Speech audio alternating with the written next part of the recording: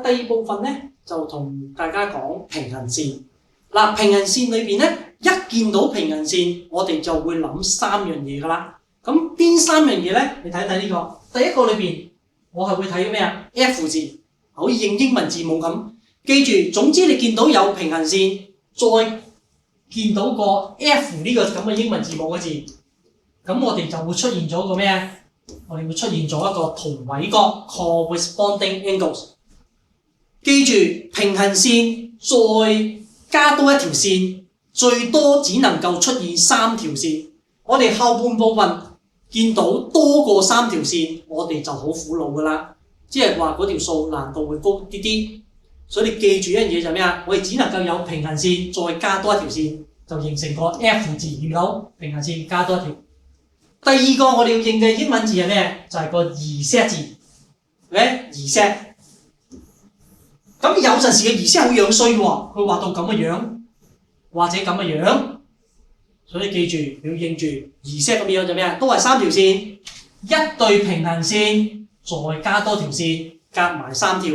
咁我哋就會出到咩？出到 alternate angles 錯角，或者有啲人話認 N 字都得。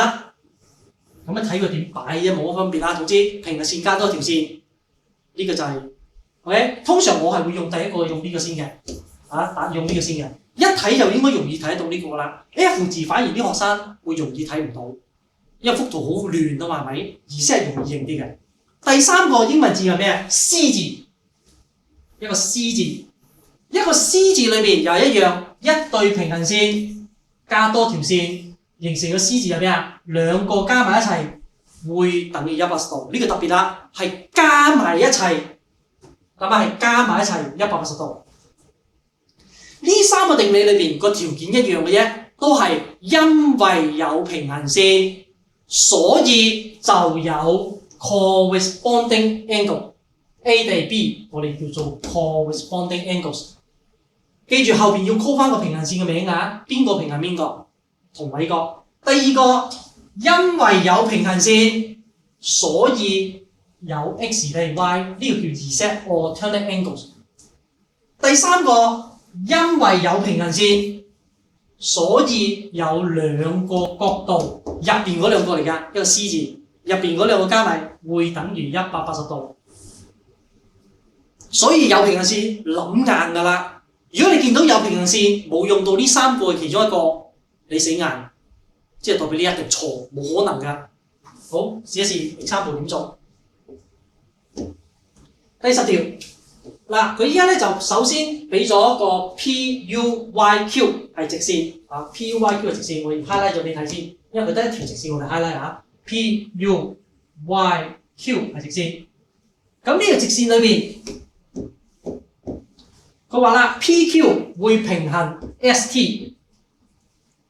咁你記住啊，我哋淨係可以牽涉到三條線嘅咋。跟住就話啦 US 呢度 US。第二個加兩個箭嘴啦，平衡 TV。咁我哋而家目標係計 A 同埋 B。咁點計 A 同 B？ 通常我係 planning 咗成盤計劃先，我一陣先做嘅。咁要計 A 同 B 裏邊，其實 A 我即刻已經見到呢個 A， 呢個咪 A 咯，係嘛？內錯角 alternate angle 嘛，寫咗先，一陣先再計，好冇？第二個裏邊，咦掂喎，因為呢兩個平衡啊嘛，咁呢個 A 呢個125度。咁咪 interior angle 咯，係咪啊？咁所以就咩啊？我要計 A 其實應該分兩步做，第一步先計咗 UST， 明唔明？計 UST 先，計 UST 係幾多？再計咩？再計 VT 或者再計個 PUS 嗰個 A， 所以我哋先計 A 先。我既然已經諗到 A 點做啦，咁寫咗先，一陣先就諗 B。咁寫嗰時我亦都教你一個技巧，通常我哋俾咗圖你係可以任你設未知數。但係我唔建議你一開波就喺呢度寫個 A， 我哋應該將佢切佢做 X， 因為題目冇 X、Y、Z 啊嘛，你中意總之唔好做未知就得啦。同埋有啲老師會執着啲嘅，你就咁樣寫 let 個 angle UST 叫做 X， 會容易啲表達嘅。但係好多學校啲老師同埋高中係唔要求你切㗎，就咁寫個 X 喺圖形度就係㗎啦。多啲咁樣切，因為越複雜嘅題目，越切未知數越容易做。你一定要記住呢個技巧，唔好覺得我自己個嘢好麻煩喎。唔麻煩嘅，容易啲嘅會。第一個我哋用 x 加翻125度，會等於180度。但記住啊，入邊嗰兩個加埋一齊，不過個 c 係咩啊？咁我倒轉咗啦嘛，係咪咁嘅 c 啊嘛？係咪到？呢兩個加埋一齊180度，咁我哋寫翻咩啊 ？interior angle，我哋叫做中文叫做同旁內角，或者叫做同質內角，兩個都接受嘅，好冇？要加翻平行線嘅係咩 ？SU 平衡打兩次就得啦。TV 係嘛？跟翻英文字母 S 對 T，U 對翻 V。好啦，跟住之後就咩啊？計數喎。咁我哋就係 x 係180度減45，減125度，所以呢個就55度啦。計到呢個55度之後就咩啊？我哋用內錯角就係 angle PU S 等於 x， 即係 angle TSU。或者你唔寫呢句都得，睇你自己個人喜好啦。有啲就會寫，有啲唔寫。我或者我直接寫 A 就係55度。我兩個都可以嘅，寫又得，唔寫都得。不過下邊一定要寫啦，因為呢個答案嚟噶嘛。寫翻定理名，原因係咩？因為 alternate angles 內錯角係咩 ？PU 平衡 ST，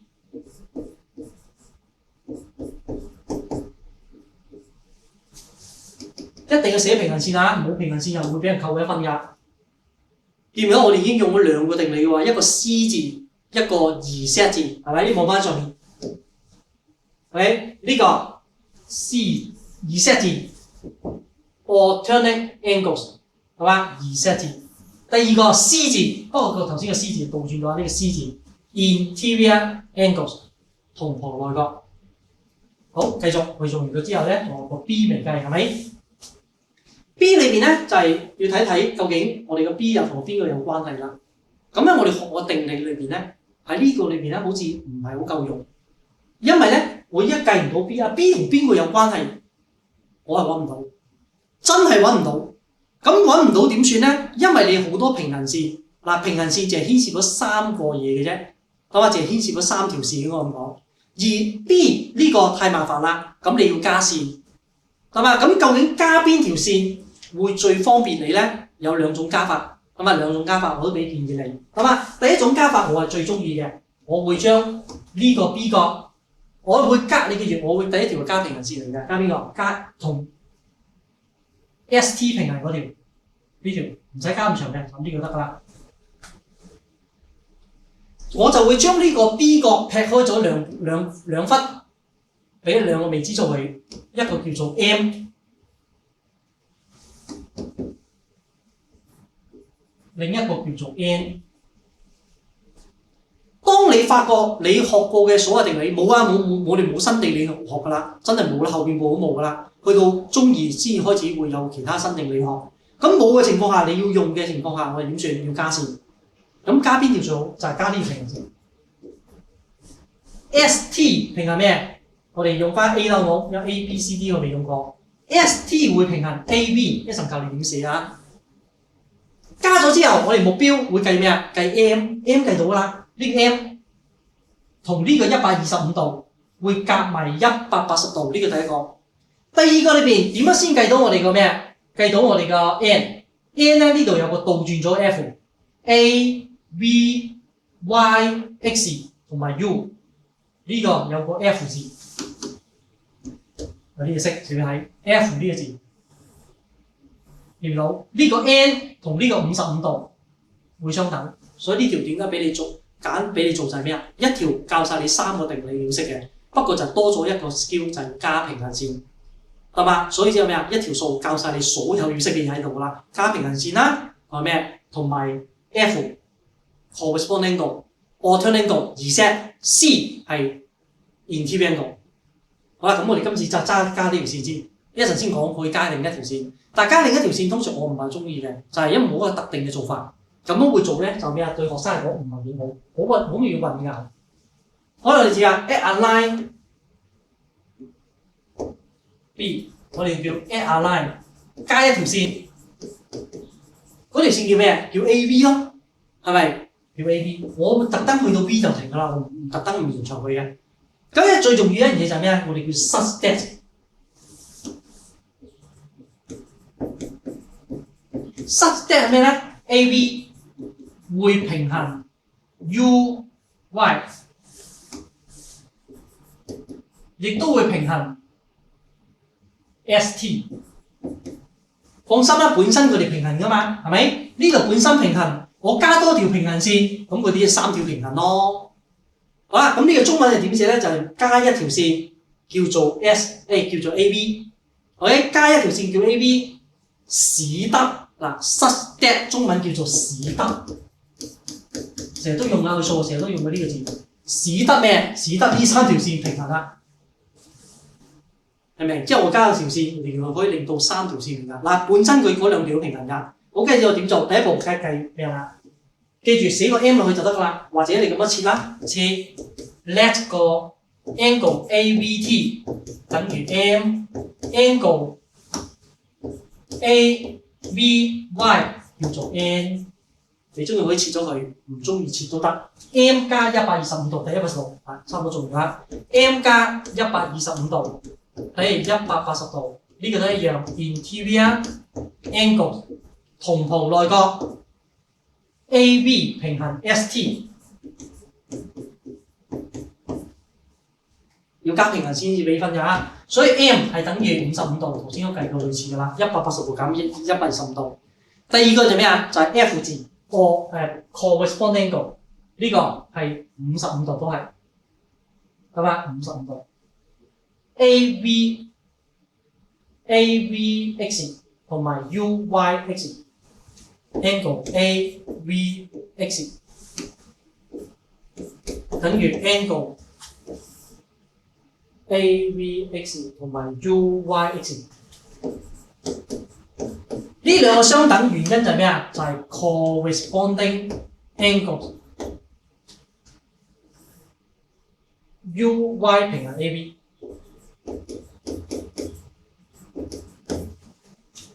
同位角嚇，所以個 N 亦都等於55度啦。最後就咩啊？我哋個 B 其實就係 M 加 N， 即係55度再加55度，就等於110度啦。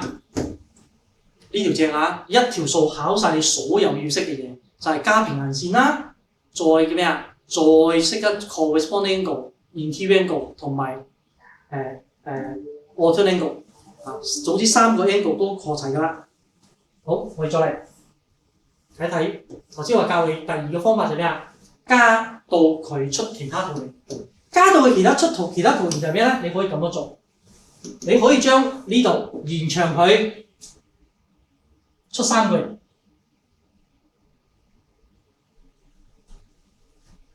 係嘛？延長佢加出3個形點樣做咧？第一步。呢個嗱我唔寫啦，但我教你點睇。呢個55度，呢個會出55度 ，vertically opposite angle 對頂角。第二個你要睇到嘅就係呢2條平衡線，呢個係 A， 呢個都係 A， 55度。A 頭先計到55度啦，係嘛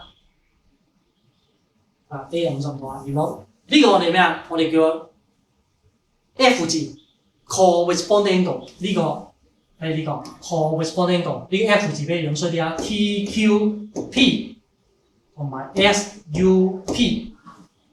第3個就係咩啊？就係計翻呢個 angle sum of triangle 55呢個就70度啦。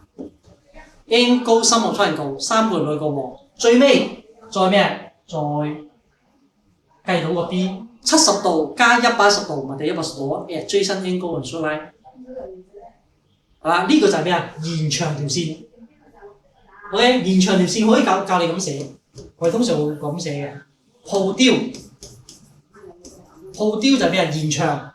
鋪雕 TV to 將個 T 同 V 延長出去，得嘛？嗱，要跟住英文字母行㗎。鋪雕個 TV。to 咩 ？to meet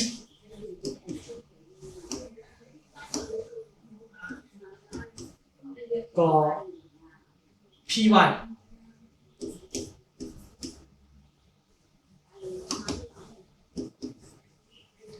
我唔寫 Q 原因就係咩？其實我唔知佢係咪掂中 Q，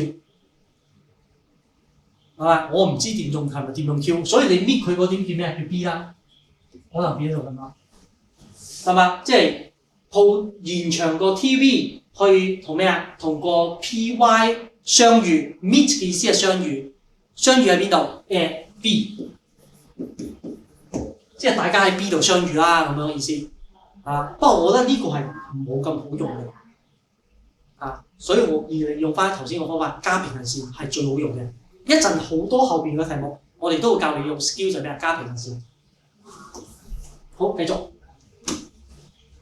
第11條嗱，佢話喺個圖形裏邊，我哋4條線其實都直線嚟㗎，咁即係唔使 highlight 啦，冇4條線都係直線嚟㗎，呢4條都係直線。跟住之後 AB 平行 CD， 嗱佢淨係講咗一對平行線喎，冇講過 EF 同埋 GH 係平衡啊，所以你唔好亂嚟啊。第一個裏邊佢就話啦，我哋嗰個 BPE， 我哋寫睇先啊 ，BPE 係邊 ？BPE 即係呢嚿，我俾個名佢叫做 A。第二個我哋叫 CQF 呢個叫做 B。佢話呢兩個相等喎，佢問我啱唔啱？咁我哋就咩啊？將佢慢慢佢哋將佢哋接近。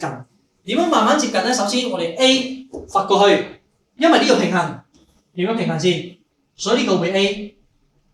有平行線先有啊。原因係咩啊？係同位角 F 字，見到 F 字同位角。第二個就咩啊？做完啦 ，A 會係 B 對頂角 vertically opposite angle， 所以第一個真係啱嘅喎。寫翻啲英文字母俾佢啊。攞咗嚟。第二個裏邊就咩？就係 BPE。BPE 加翻 BSH， 咁咪寫翻落去先。BPE 改 PE 呢個我哋叫做頭先我叫做 A 㗎啦，就寫翻 A 啦，好。第二個叫 BSH 呢個我哋叫做X 啦，好冇？佢問我呢兩個加埋係咪180度？我要睇過先知喎。嗱，呢兩個係咪180度取決一個問題？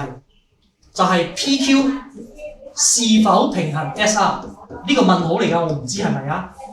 如果就係我呢個假設性嘅問題嚟嘅。如果呢度平衡呢度，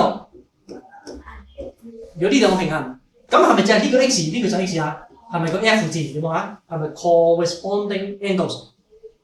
但問題題目都冇話係平衡，冇講即係咩啊？唔係咯。咁如果冇講唔係，咁就代表咩啊？呢個 angle QPS 係不等於 X， 一定唔等於 X。總之佢話冇講嘅就唔係。咁如果呢個唔等於 X， 因為呢兩個加埋一個數嘛，咁就代表呢個錯咯，係嘛？佢都唔等於 X， 咁 X 交 A 點會等於180度啊？肯定唔合理嘅，係咪啊？所以你記住呢個問號嚟㗎，唔知㗎。好，第三個裏面咧就問你 BPE， 又係 BPE 啊，即係 A，BPE 即係 A 係咪 ？BPE 裏邊咧佢問你係咪同個 DRG 係 corresponding angles， 係嘛 ？DRG DRG 即係呢個，好冇？其他我拆咗佢先 ，X 咗唔曬，拆咗先。佢問我呢兩個係唔係 corresponding angle？DRG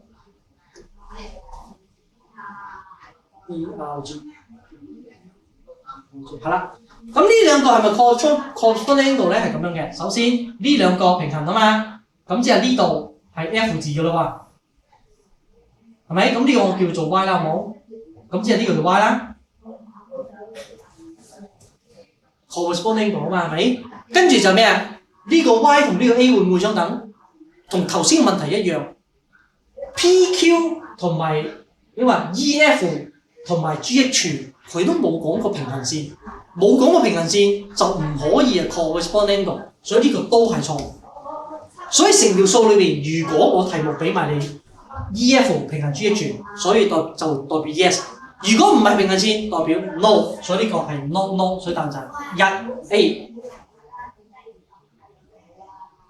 所以睇你對你個平行線嘅概念清唔清晰，就喺呢個 AMC 裏邊睇得出啦。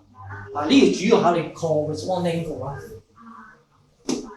好，繼續到呢個呢條一樣都係我覺得幾正嘅。原因就係咩咧？就係、是、佢根本就係咩啊？恰啲學生又係唔識得用未知數去表達啲角度。題目第一個裏面佢俾咗 A、B 平衡 C、D， 所以你一定要學我教你嘅 skill。咁你做呢啲題目就係咩啊？你及人哋覺得好難，但其實你覺得好簡單，冇乜特別嘅咋。咁第一個裏面佢就話啦，我哋佢目標想求 x 啊 ，AEC 係直線嚟㗎，呢、這個直線嚟嘅。咁點樣先計到我哋咩啊？佢點解要講直線？因為平衡線淨係可以拉一條直線嘅啫嘛，係咪？咁係咪即係代表呢一個同呢一個係咩啊？係 C 字喎 ，corresponding angle 喎，同旁內角係咪啊 ？OK， 咁問題就係我呢個唔知啊嘛，呢、這個問號嚟嘅喎，唔緊要，我就計佢出嚟。A 目標計 x 係咪？咁我哋就先講現三角形 ABE。angle BAE 嗱就咁寫呢個 angle BAE 先，我目標就求佢出嚟啊，再加翻74度，再加翻 x 就等於180度啦。將 x 同74度調過去，所以 angle BAE 就等於180度減74度，其實即係106度，係咪？180度減74度，106度，再扣翻 x， 掂？本身我就唔知，我依家係知㗎啦。係106度，扣翻一截，減一截，跟住再借多個咩啊？借多個 A 呢個角同埋呢個 C 角，加埋係180度，106度，減翻 x， 加翻3x， 等於180度。呢、這個我哋叫咩啊？叫做 interior angles， 同旁內角 AB 平衡 CD。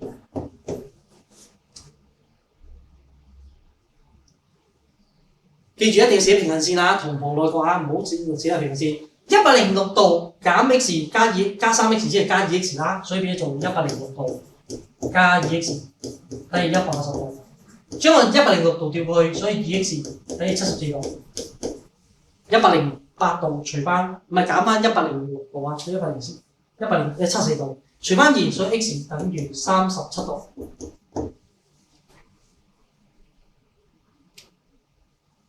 咁就計到 x 啦。如果唔係就咁睇，你就發覺度度都做唔到喎。話用同旁內角又做唔到啦。嗱，佢呢個肯定冇reset㗎啦。加線你仲麻煩，將條數又再複雜咗。所以最終都係咩啊？你都係應該要再咩嘅？用我依家呢個方法。當然其實有啲人會識咩啊？加一條平線都解決到。嗱，我俾個技巧你，就係呢個加條線平衡嘅。OK， 咁呢個就叫 F。第一步 x 呢個就係 x 內錯角，係嘛？內錯角，跟住呢個3x 會等於74度加 x， 係嘛？呢個同位角 corresponding angle， 所以最終其實 x 你都計到37度嘅冇分別。呢個第二個方法都 OK， 就係加一條平行線。純粹呢條我想教你啲唔同嘅方法啊嘛，咪所以我唔教你加平衡線，好冇？你或者你自己寫翻。好 A part 做完，到 B part。B part 裏面佢叫你計 ACD 係幾多？所以你唔好覺得擔心 ，ACD 咪做完咯。ACD 咪即係3x 啫嘛，係咪先？所以寫翻 ACD。難度係 A part 度嘅嚇 ，angle ACD。angle ACD 即係3乘 x 37度，117度。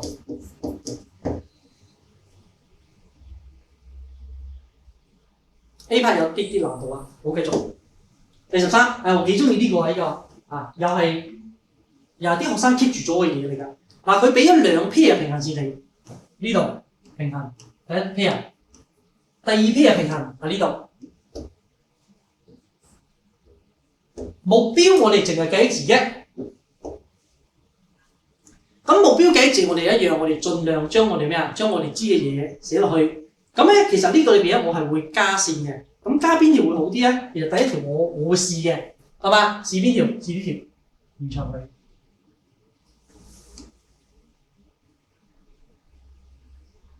你可以咁試下。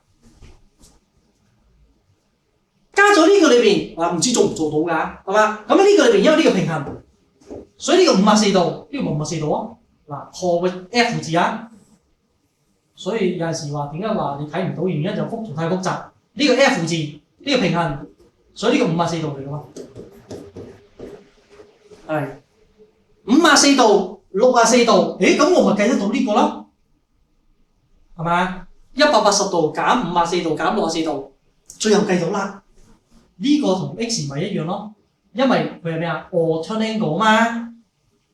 呢個第一方法可以嘅，所以你要加線喎。如果你唔加線，就發覺咩啊？佢成個圖好似 K 型咁，乜都做唔到，係咪？加線好緊要。好，再嚟第二個方法，其實都一樣，我都有加線加延長佢。佢話咩啊？加呢邊睇下又做唔做到咯喎。我延長呢個，咁延長呢個裏邊咧就係咩啊？變咗做因為呢兩個平衡嘛，咁係咪即係代表呢個64度？呢個係咩啊？呢個平衡到 F 字就呢度啦喎，近啲。呢個都會64度。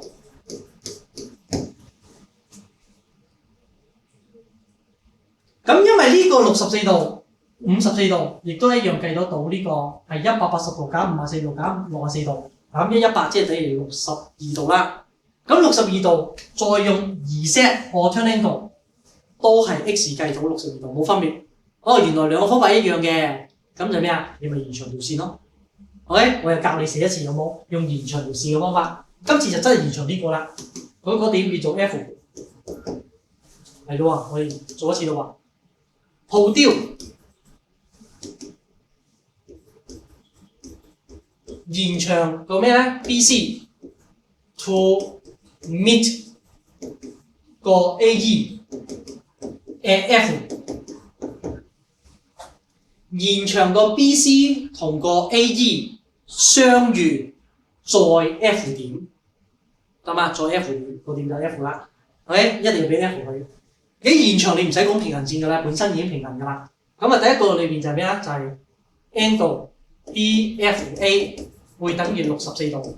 呢個就係我哋嘅 corresponding angles 同位角。咁啊，呢個64度同位角，原因就係 DE 平衡 DE 平衡 BF， 你寫 BC 都得，我寫翻 BF 嗰啲，因為長少少。第二個就係咩啊？三角形內角和 angle ABF， 可以寫 angle ABF， 或者你自己設個未知數俾佢都得，加翻54度，再加翻64度，等於180度。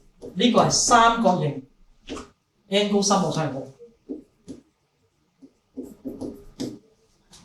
118度，118度調佢減，所以就 angle ABF 等於180度減翻118度，所以 angle ABF 咧就等於62度啦。好，仲差住最尾一步，呢、這個62度 alternate angle X 係咪 X 就等於62度啦，因為 alternate angle 內錯角 AB 平行與 CD。本身呢幅圖咧睇落去真係有啲 KK 地形啊！你唔好加埋呢條線啊！有學生就加呢條俾我啊，跟住同我講做唔到啊嘛，即係代表你加線真係冇經驗啊，缺乏。點樣加落去？你咁樣加落去就係咩啊？變 K 型啦，四邊形。佢一個不規則四邊形有冇用途？冇用途㗎。就算你去到咩年級，我哋都唔中意做不規則四邊形，我哋中意做咩啊？三角形。OK， 留意下平行線點幫你手，三角形平行線。OK， 之後就咩啊？你之前一開始學嘅直線啊嘛，係咪？直線可以鄰角、同頂角、對頂角，7個學晒㗎啦。睇下呢個得唔得？我覺得呢條幾好嘅，雖然唔係話好多步驟要做。好，再嚟同你示範多3條。呢條就冇得你揀㗎啦，一定要加線。而加線我唔希望你用翻啲亂咁加嘅方法，我希望你係加咩？一定見唔到兩條平行線相隔太遠，點為之相隔太遠？你望清楚呢兩條，跟住 CB 一條 ，CD 一條，咁係咪有4條直線喺度？4條直線做唔到平行四邊，唔係做唔到平行線嗰啲嘢嘅喎。平行線一定要3條㗎嘛，係咪？咁所以就咩啊？你要加線，咁加邊條？我哋一定係將中間度 add 一條落去。經驗嚟㗎呢個，一定要記住佢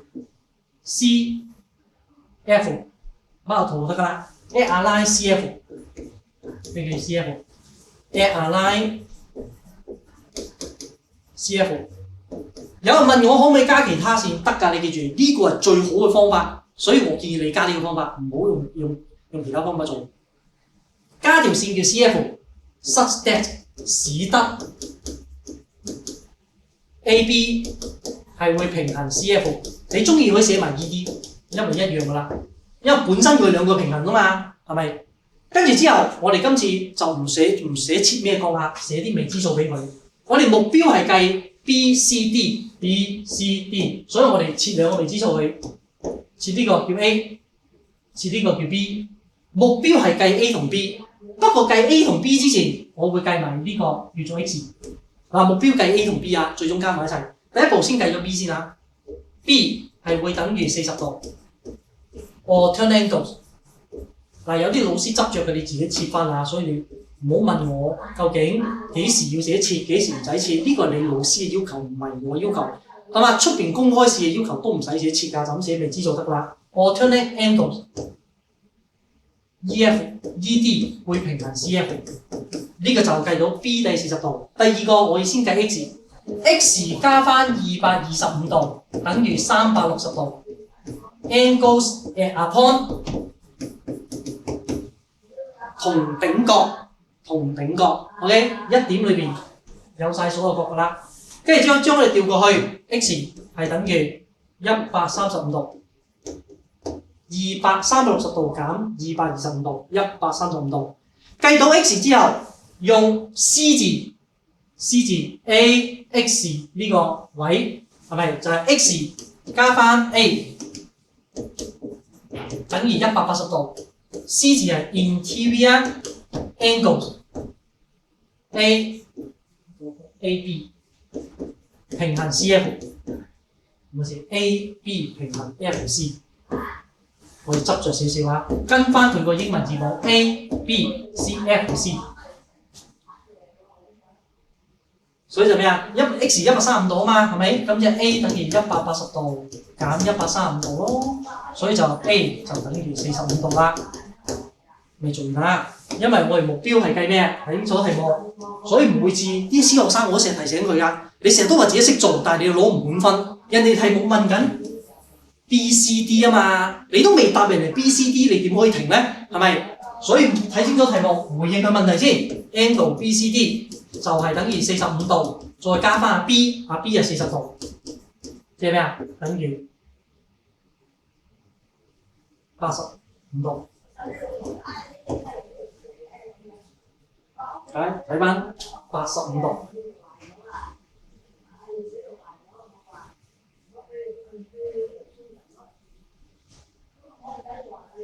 好，仲有兩條example都想同你討論埋嘅。呢個樣都同頭先有啲似㗎啦，又係一樣兩條平行線，跟住相隔中間兩條。今次咧要計嗰個角度咧就係咩啊？計入邊好細嗰粒，諗下好細啲粒，叫做 QRS。不過冇分別，我哋都可以加多條平行線。今次呢條我覺得加邊條最好咧？你記住，真係唔好延長呢啲線嚟加。應該加咩？加呢個 RA 俾 A 佢。梗係要平衡佢先有用啦，唔平衡冇用途㗎。OK， 我哋啦 align 加條線叫做 RA， 最終係咩啊 ？such that RA 會平衡 ST， 後邊我都唔寫都得㗎啦，因為我本身已經平衡，你唔需要特登講咁多㗎啦。跟住我哋要計嘅 QRS 係呢個叫做藍色先，呢個我哋叫做 X 先，135度加翻 X 等於180度 ，interior angle ST 平衡 RA， 呢個係咩啊 ？C 字啊嘛，係咪一個 C 字就係同旁內角。所以計到 X 就俾45度啦。跟住第二個係咩啊？因為呢條平行線同最底嗰條平行線係咩啊？內錯角 Z 字，呢個 Z 唔難認㗎啦。咁我哋為咗我哋好啲表達咧，我就唔咩啦，唔設未知數俾佢，我哋叫做 angle ARQ。你望下 angle ARQ 係等於 angle PQR 等於60度。呢個就係我哋嘅內錯角 alternate angle PQ 平衡 RA。計到成個角60度，扣翻呢個45度，咪我要嘅 angle QRS 啦。QRS 即係60度扣翻45度，等於15度啦。我哋就做完啦，目標已經做唔到啦，所以打兩斜落去，話俾你知答案就係呢度啦。明唔明啊？感覺上好似好難，其實真係做起嚟唔算難度唔算高。不過加埋證明題真係有啲多難度啊！我覺得呢課其實我幾中意呢一課。因為呢一課我都係做得好輕鬆嘅，只要你記住晒我講俾你聽嘅技巧，冇嘢做唔到嘅。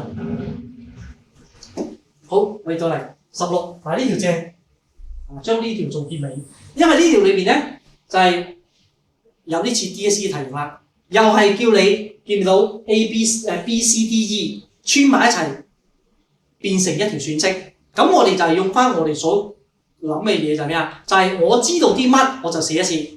寫完之後一陣，將佢全部穿埋一齊去諗。咁呢裏邊第一步 AB 平衡 FE 有個字俾你㗎，電腦相隔好遠，中間隔咗3條線，咁點啊？加線咯。咁加邊度好？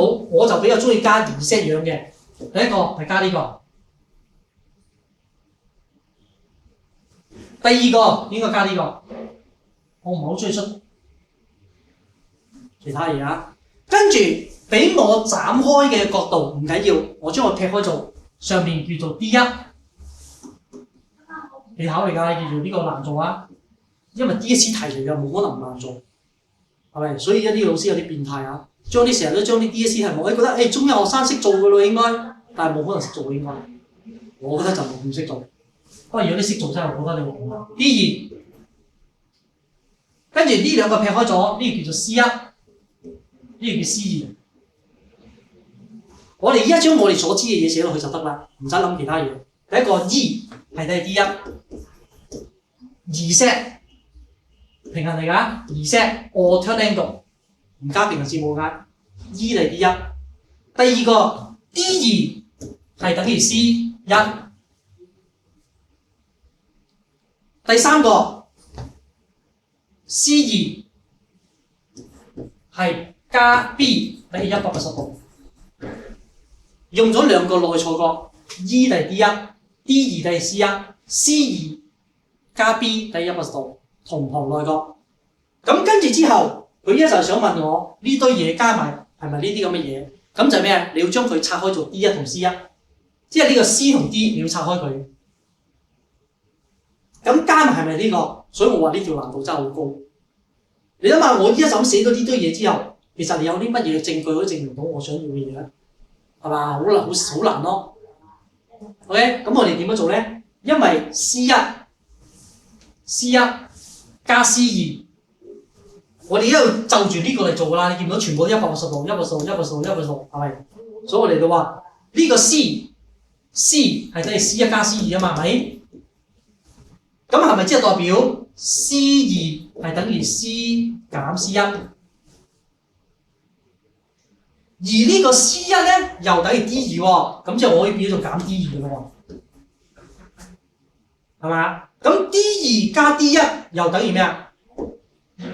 等於 E 啊嘛，係咪？或者我覺得喂咁亂點搞？我哋通常會咁做，咁啊搞唔掂啦，係咪？你要啊？我哋將呢度我拆少少俾你睇，你就知啦。將佢 B 加 C1 加 C2。加 D1 加 D2 加 D 咁樣睇，咪得加 D2。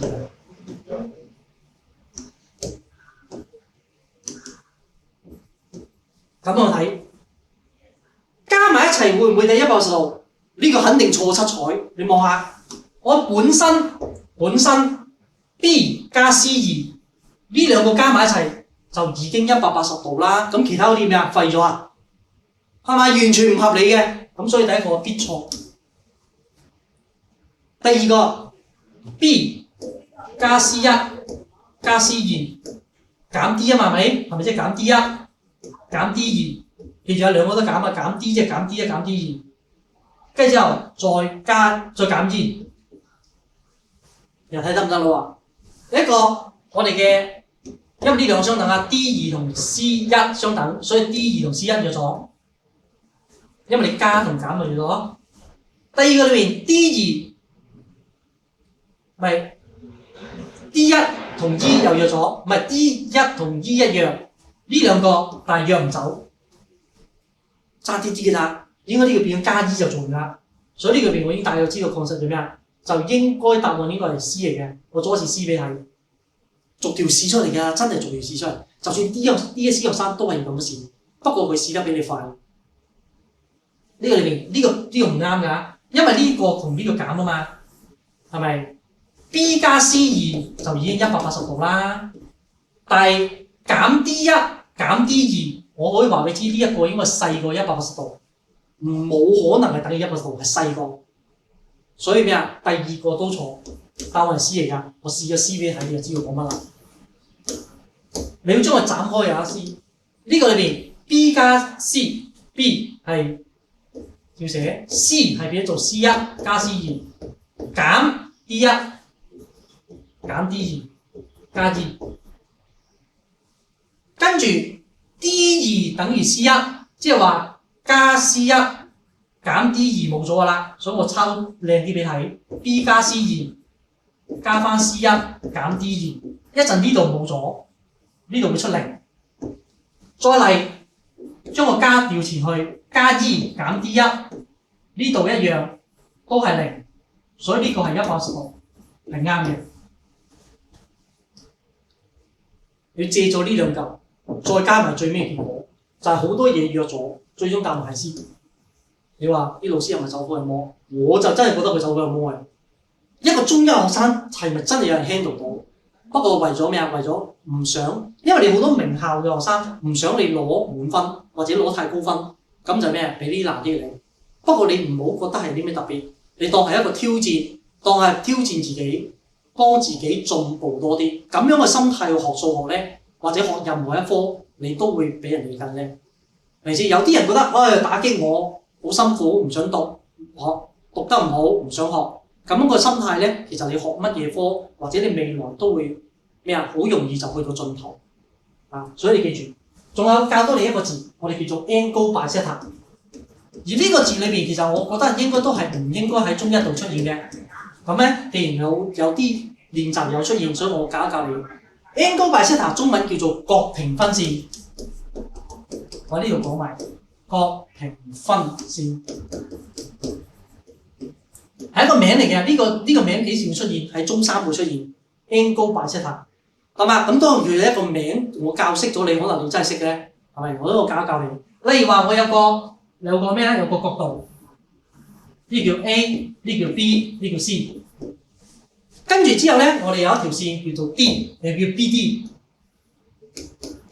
我話俾你知 ，BD is angle bisector。純粹認得認個字啫，你見到佢你唔好驚。Of angle ABC 呢個係代表咩意思啊？係話俾人知，BD 就將 ABC 呢個角度斬開佢，變成兩個相等嘅角度，即係呢兩個角度會相等，叫 X 同 X。純粹嘅意思係咁啫。angle bisector 意思就係將個 angle 本身一個嘅大嘅，俾我斬開咗。兩個相同嘅角度就叫做 angle bisector， 所以你考試見到佢或者做練習見到佢，唔好擔心，唔好驚，純粹係一個名嚟嘅，記住咯喎，好冇 angle bisector。咁啊呢 part 到呢度，如果你本身學校唔使考證明題嘅，即係話你之後第三 part 嘅 intensive 你係可以唔使學住嘅，但係你最好暑假都學翻，因為中二就唔得閒俾你慢慢去證明平衡線㗎啦。我哋第三部分係教你點做平衡線嘅圖形嘅題目，難度會高咗㗎。咁啊有成條 long 區咁考成10幾分嘅嗰啲，好冇？但係好正嘅，我覺得。